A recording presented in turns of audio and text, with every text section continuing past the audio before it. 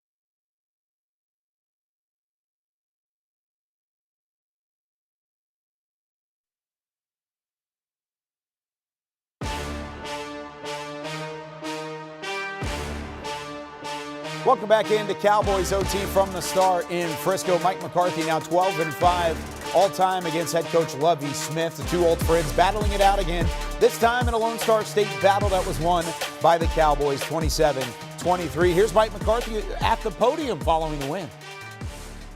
All right, David, I guess we got to do this. Okay. Mike, David Moore, Dallas Morning News. You're always talking about finish.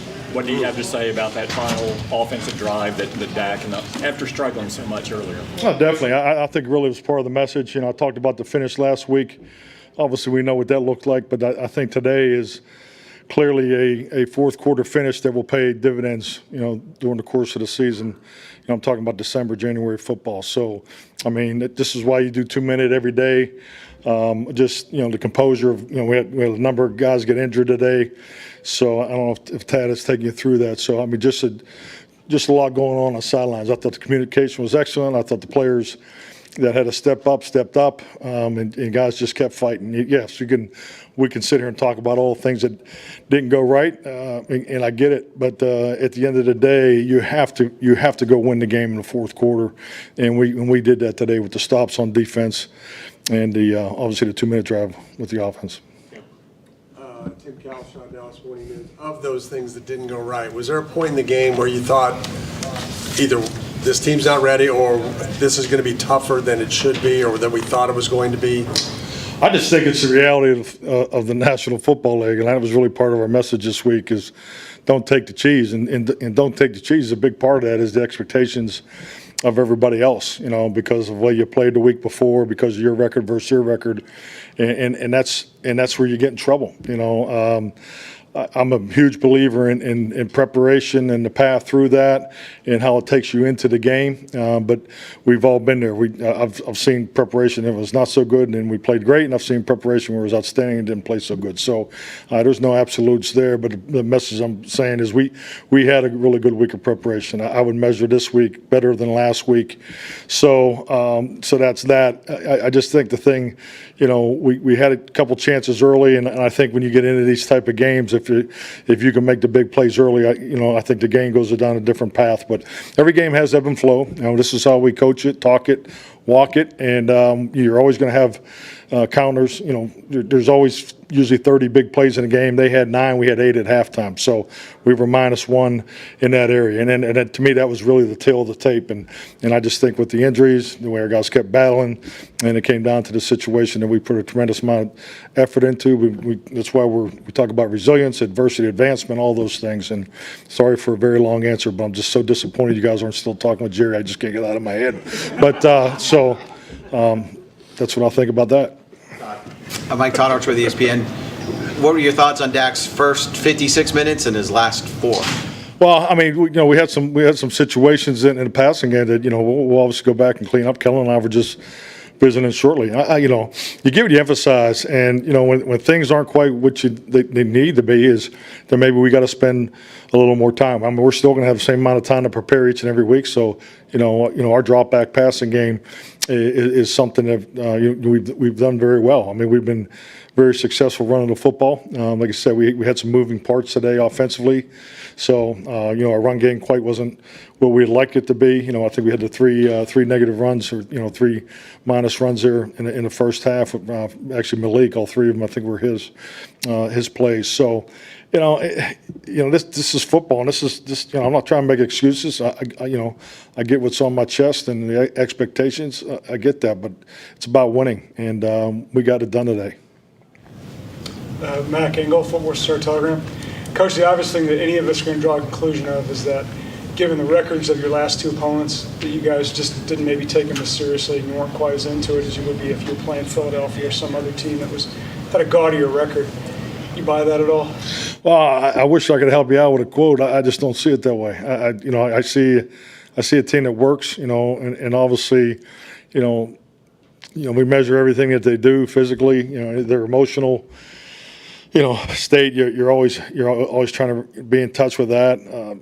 They put the time in. So, I think Houston, I thought they played well. They're a challenge to play for. Their defense with two quarterbacks. So, I mean, there's some herky jerkiness to that, and they hit their big plays. If we hit the big play on the second play of the game, maybe the first half's a little different. So, I mean, that's our league, and that's why we focus so much on the generation of big plays, because they always factor in these games. And when the other team has a couple more than you are, then you're using a dogfight.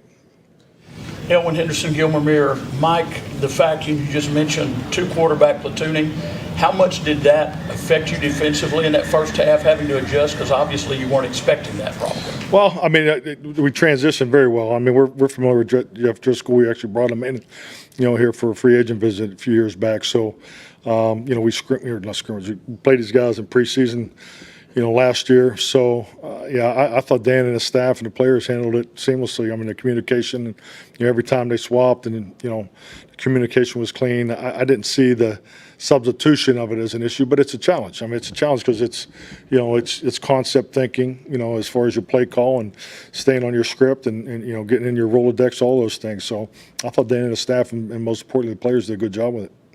Mike, you were talking about how the way you won this game can pay dividends for you in January and going forward, but what about immediately as far as keeping you in the chance to win the division and not, if you would have lost this game, it would have been pretty difficult. I understand your question, but we didn't. We won the game, so and that's really all that matters.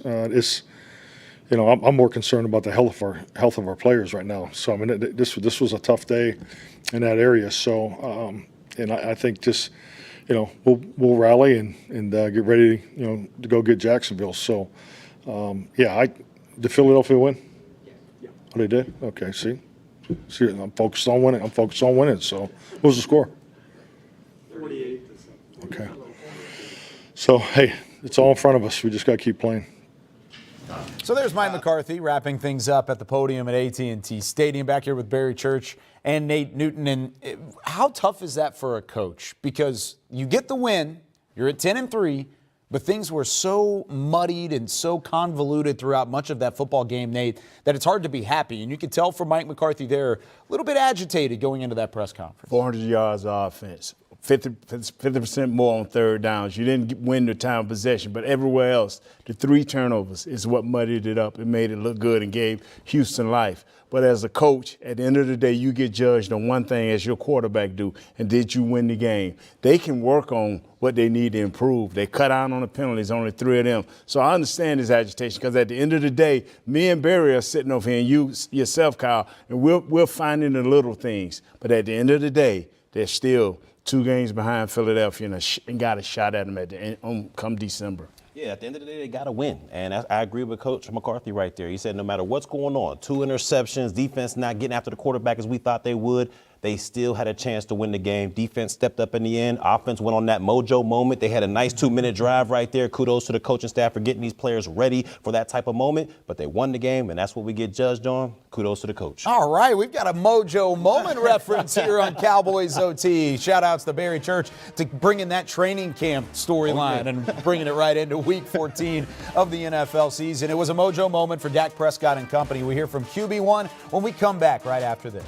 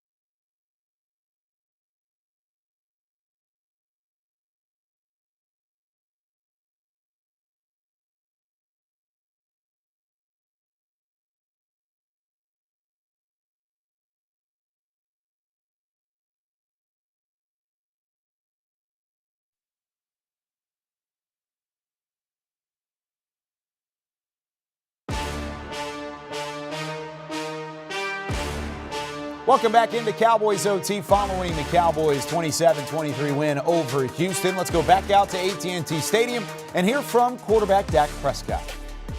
Dak, David Moore, Dallas Morning News. Just what did you say to the team going in on that final drive, and where does that rank as far as you being able to execute something in that situation? Yeah, I told them we're going to go win this game. Honestly, I said it after the interception. Just having faith and trust in the defense, knowing that those guys are going to go out there and make a play. And then once they did that, us having the opportunity, told them one play at a time, heighten the focus, and that's something that I'm always remind the guys. But just hey, we're going to win this game. Don't blink, and none of those guys did. You could tell in their eyes they believed it. A couple of them said it themselves. And yeah, it was a great one. I mean, obviously it's the NFL. It was a tough game. Didn't play our best by any means, and we had an opportunity right there. 2 minutes left, and went and got it done. And at the end of the day, that's all it's about is capturing wins, and we're able to get this one. Dak, Jory Epstein, Yahoo Sports. On that same note, I think Dalton said Zach came into the huddle with a smile, and you said something like, "I love that energy, Zach." Can you take us through that moment going into the last drive and just what the energy of the guys were? Yeah, Zach was smiling. Yeah, and I just walked. Yeah. You got to love it. You got to love these moments. You got to love being in that position. If you don't, you shouldn't be there. You shouldn't be in that huddle. Damn sure not with the guys that we have and the culture and the things that we're building and we're trying to accomplish. But yeah, I mean, Zach was smiling. I was excited. We're always excited. Who cares what's happened these last 58 minutes of this game? We've got 2 minutes to go get a win and erase everything that's happened before this in a sense. And it took everybody to do their individual jobs, heighten their focus, as I said. And that's what we're able to do, and it was a great finish. Were the Texans defending y'all differently than teams prior, or what do you think was going on with some of the deflected passes?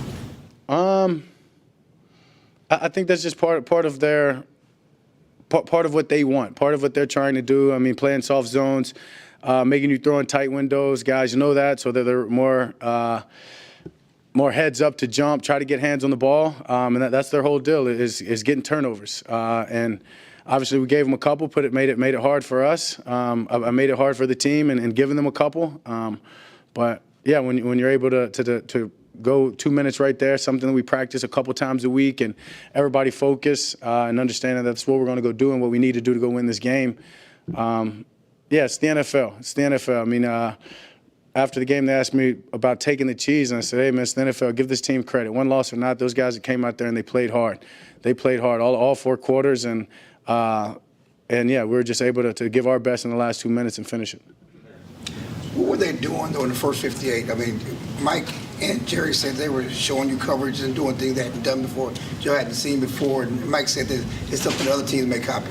Yeah, for sure. A little bit of we know that they had a decent disguise and coming into the game, but however, they're going to get to a couple of coverages. I feel like they added a couple of more tonight. And just, yeah, when you do that and against and you haven't shown that on film, gives you a heads up there. So whether it be the play calling that maybe wasn't the best at the time, my reads were half a bit slower because they disguised it well and got to some that they haven't been in. But for us, it's about understanding that, yeah, we may get that more, as Coach said, and just understanding that we've got to execute, or sometimes we got to not try to fit the ball in tight windows and create those tip passes and too many balls up in the air, and that's what they want. So I just can't give them that opportunity. On the second interception, in the fourth quarter, and are you starting to worry about the interception? This is the first time in your career you've had 9 interceptions in your first 9 games. 9 for 9? Yeah. 9 for 8. Yeah, I'm damn sure not a fan of that. I think y'all guys know that. It's frustrating. It's very, very frustrating. If you go back and all of them, yeah, some were miscommunication in the past games. Tonight, first one, try to fit it in too tight of a window. I don't even know if Noah necessarily saw it. You know what I mean? Guy try to get a hand on it, ball pops up in the air. The second one, my arm got hit. Yeah, unfortunate on some of them, but we've got to find a way. I've got to find a way to take better care of the ball. But yeah, damn right, it's frustrating. No, it's not something that I've ever been okay with and never will be okay with. But I'm not going to not be aggressive, as I said. I've worked too hard. This team's worked too hard, created too great of a chemistry for me to Yeah, to not be aggressive and to not try to make the throws that I know I can make, but damn sure I've got to be smarter and just weigh the risk versus the reward in a split second. And that's just part of my preparation is something that I promise I'll clean up. Michael Gelkin, Dallas Morning News. What did JP's presence mean at right tackle on that final drive? Yeah, it was awesome. A guy that comes in, hadn't played right tackle since '05. But a veteran and a gold jacket veteran. So you have no worries when he comes in and wherever he has to fill in and do his job, you know that his expectations and his standards are to the highest, and he's going to go and give it his all. And that's all you can ask for a guy like that. And he's just contributed so much to this team just in his presence throughout the locker room and the games that he's come in and played. The series that he's come in and he's played, we scored on majority of those, and obviously coming in right there and right tackle in that final drive did exactly what he needed to do to give me some time, allow us to take some opportunities down the field, and just credit to that guy. Hell of a player, hell of a tackle, right or left. Thankful to have him on our team, especially in this situation. So we talked a little bit earlier about Dak Prescott and his performance specifically, but he's setting us up pretty perfectly for a conversation. At the moment, reports coming out of the locker room, Terrence Steele, who left the game in the second half, may not return for the rest of the season. Further evaluation to come earlier in this week. But with that being said, Nate Newton, Isaiah Stanback with you. I'm Kyle Yeomans. There's a conversation now because it took some time for Jason Peters to work in at right tackle. It was Josh Ball initially. Jason Peters came in, played better than Josh Ball did. I think that's your guy moving forward, at least for now. But then you're getting Tyron Smith back in the fold. So then there's a conversation on where do you put Tyler Smith, Connor McGovern. What does the offensive line situation look like right now? Are the Cowboys okay to where they can turn things around and maybe mix and match a little bit? You either leave it with Peterson coming in and leave it like it is on the left side. And if you're going to bring back in Tyron Smith, then you kick the other kid down to the left guard and you play it like that right there. Now, Isaiah may have a different deal, but if you're going to go best five, let's go best five. It looks like he has a different deal, right? I hold my guy Nate in the highest of regards, but that doesn't mean we have to agree on absolutely everything. Listen up. If Tyron Smith is going to be back next week now, that's just a given, okay? So you put him at the left tackle, the Hall of Famer there. You take Mr. Jason Peters and you put him at the right tackle if Mr. Terrence Steele can't get back. Prayers up to him, okay? I hope that he's able to be okay. Sure. But if he's not, okay, you got to put big Hall of Famer on right tackle and left tackle. And then you have a Martin, who's your other Hall of Famer. Take the young man, Tyler Smith, out. He is now your break glass, okay? He's your break glass scenario guy who can go to left tackle or right tackle. You leave McGovern in there doing what he does best. I understand that Tyler Smith is a really talented tackle. He's done a great job. The history that we understand about him at the guard position is not awesome. But also now it's not even just about your best five. It's about having who's in reserve. You have two extreme veterans, guys who have been playing for a very long time at the left tackle and right tackle position. There's a chance that something can happen with either one of them. If that does, who are you looking to now? Ball? We saw what happened today. No, it's a great point. Just give them extra help and then go with me. Believe me. Go with Nate. That's Nate's rebuttal. There we go. As we continue along here on Cowboys OT. When we come back, we flip the attention back to the defensive side of the football. Dallas held without a sack today for the first time this season. We'll hear from some of those edge rushers when we come back.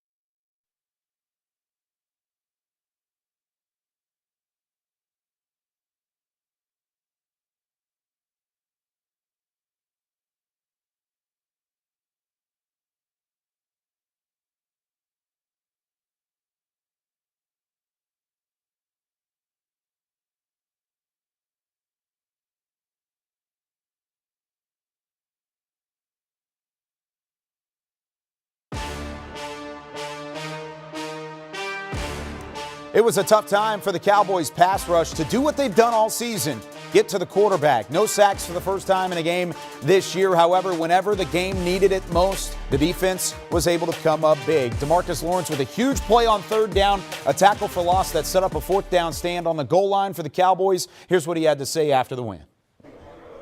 When it's situations like that, it's a must stop, and it just bring the greatness out you. It's either you're gonna, bend or you're gonna stand straight tall. So I'm just glad that I got 11 guys that's, willing to stand tall with me.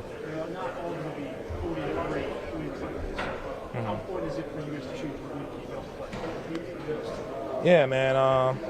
Like I said earlier, the Battle of Texas. We know Houston was gonna come out, with their guns fired, but. It's just a testament to, my character and, being able to stand up through that fire and, just get our jobs done. And that's what we was able to do tonight. I feel like you had the offense's back a little bit tonight. They were struggling a little bit. We always got their back, no matter what the situation is. If it's 40-3 or it's, 23-20, we're going to live up to the moment and, have their back. What do you think about being back on the playoff time? Is it important to be frustrated in ways like Shit, yeah. You know what I mean? I feel like playoff football is more about, running the ball and, being able to, control the time of possession. But, it's just really about, us continuing to grow as a team, being able to play complementary football and, bounce off each other. So, we've got a long way to go. We continue growing. And that's all I got for y'all tonight. Peace.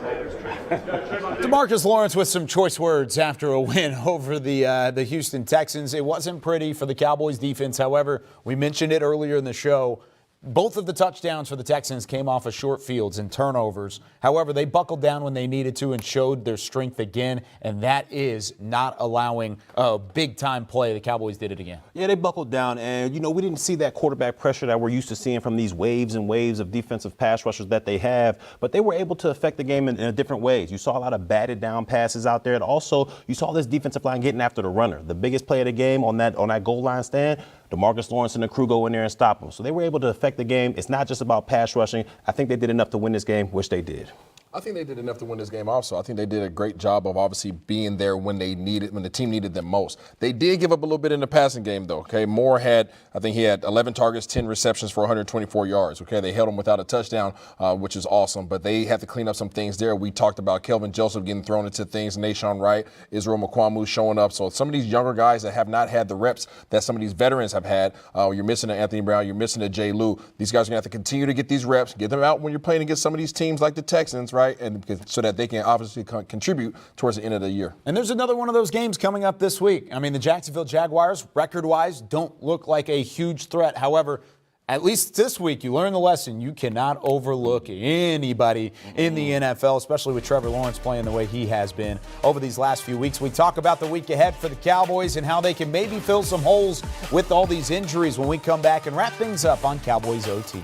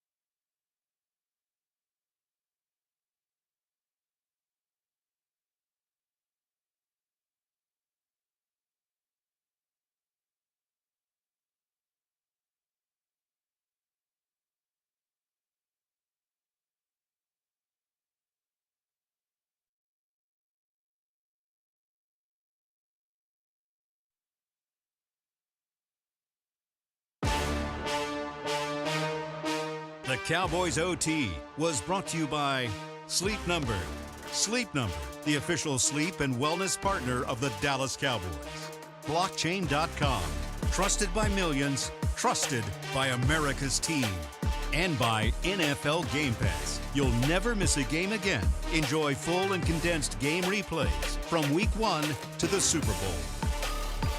27-23, the final score from AT&T Stadium. The Cowboys get the win, and they improved to 10-3 on the regular season, and they've got a couple weeks remaining. 1 month left in the NFL regular season. Currently 2 games back in the NFC East as we welcome you back into Cowboys OT. Barry Church, Nate Newton, Isaiah Stanback. I'm Kyle Yeomans wrapping things up. Barry, it's a week ahead, very similar to what we just saw. An AFC team and a team that doesn't have the best record in the book. They've been playing better football as of late. How do the Cowboys avoid the cheese conversation altogether this week, because we saw that they almost bit it today? Yeah, you just can't sleepwalk into games. We all know that it's the NFL. Anything can happen on any given Sunday. And those Jacksonville Jaguars, they're tough to beat down there in Duval. So to me, they can't sleepwalk into it. And the young guys in the secondary, the Noshawn Wrights, the Calvin Josephs, the Deron Bland, it's time for you guys to put in a great week of practice, because they're going to need you to contribute for this defense for the long haul, seeing as though we have injuries in the back end. You're going on the road, no turnovers. Be perfect in that area. No turnovers, and you should come out of there, no matter it's by 1 point, you should come out of there with a win. Come out the gate fighting, y'all. Don't try to do slow roll this thing. Don't think that you're just going to show up because things have been going well. Momentum is not on your side. Have that mentality. Go out there, punch guys in the mouth, and keep punching until the referee blows a whistle dead. And that's one of the things. Dallas came out today, scored early, got a big stop, and then the miscues started. It was the muffed punt from Kevontae Turpin that really started the snowball, gave the Texans some life. And credit to the Texans, they played probably their best game of the season all the way through. All 4 quarters, they did what they needed to do, at least to be in position. But in the end, the Cowboys come out on top, and they get the win in this one. Cowboys 10-3, record still in the positioning to try and make a run at the NFC East title. For Barry, Nate, Isaiah, and our entire crew, I'm Kyle Yeomans. That does it for Cowboys OT. We'll see you next week here from the Star in Frisco.